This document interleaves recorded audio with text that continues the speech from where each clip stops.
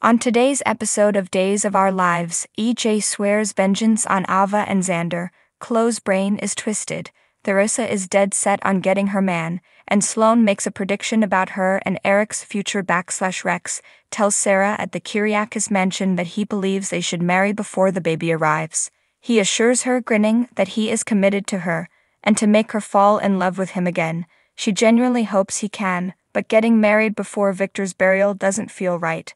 Philip comes as she adds that he can't return without facing the consequences of what he did to Brady. Actually, he continues, that's not true anymore. Nicole is taken aback when she learns from Chloe at the Demera estate that Philip is still alive. She laughs that Chloe is no longer obligated to marry Xander. Nicole waxes poetic about first loves until Chloe becomes defensive. Chloe wonders if Nicole is now speaking about herself. Xander stands outside the pub, wondering what the hell Theresa is doing there, crying crocodile tears. She adds that she's returned to pay her respects to Victor, but the tears are for Brady. He believes Brady told her to go to hell. Same as Sarah Horton did to you, she retorts. Am I right? Xander's grin begins to fade. Ava tells Harris at Bayview that she is not guilty for EJ's mother's death. She recalls seeing Susan outside the car prior to the explosion. Harris is perplexed as to why she lied to Dr. Evans about not remembering anything while under hypnosis. She didn't think she'd believe her, but Susan is alive and well, she says. Outside of Bayview, EJ meets with a hit woman.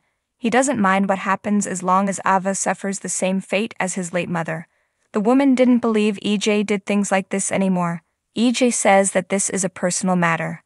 The woman will handle it with no evidence of his involvement. EJ hands her an envelope and tells her that Xander should accompany Ava to the grave because he is equally guilty for his mother's death. Sloan stares off into space at the hospital, her hand on her stomach. She apologizes to Eric for the loss of their kid. She understands how badly he wants to be a father. He assures her that they will always have each other. She'd like to go for a walk before they meet at the pub later. Sloan blames herself for Eric's failure to be a father to either of his children. Outside the pub, Theresa mocks Xander for his clown antics, which have driven Sarah away. He informs her that he is now engaged to Chloe. Theresa, perplexed, wonders how he did it after leaving Chloe in Mexico with Mateo. Xander refers to this as ancient history. Chloe notices a difference in him. Theresa believes he is the same vicious sociopath she has known her entire life. Xander retorts that he just turned down a large sum of money to do something bad. So as you can see, he has transformed. Theresa is well aware that if he is desperate enough, he would revert to his former self. When things become nasty, she hopes Chloe will plunge a knife in him like she did El Fidio.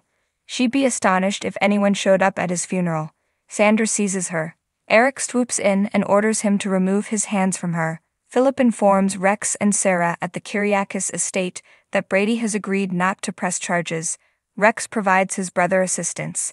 Philip thanks him and is startled to find that Rex is Sarah's father. Philip marvels over things working out for Rex after Sarah departs to rest, which is why Chloe is now with Xander.